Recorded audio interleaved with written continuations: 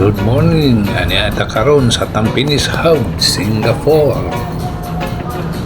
So ang Tampines Hub, ang government sa Singapore, ana sila ay mga programa nga gihimo para sa mga ingon ta nga old aged persons.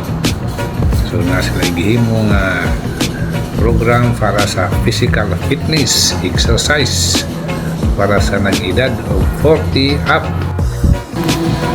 So kana sila mga participant na sila everyday buntag o hapon na sila schedule exercise sa ilang gihimong stage sa part sa Tampines Hub.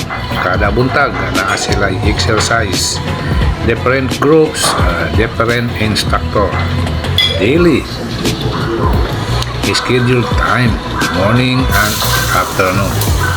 So kinsa tong edidarana ana diha free of charge, government shoulder.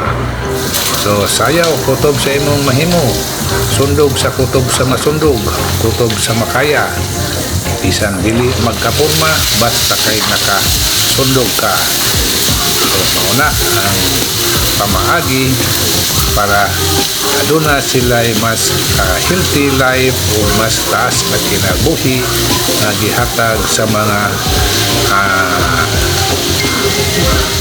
pinunta dili pa po na sila pensioner sa mga idaran na mga tao. Wala na siya ipili lalaki o babae na nasa ilain parihana maghigda-higda, magbending, mag-stretching, nasad sila ana.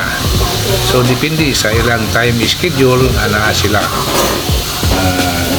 physical fitness exercise daily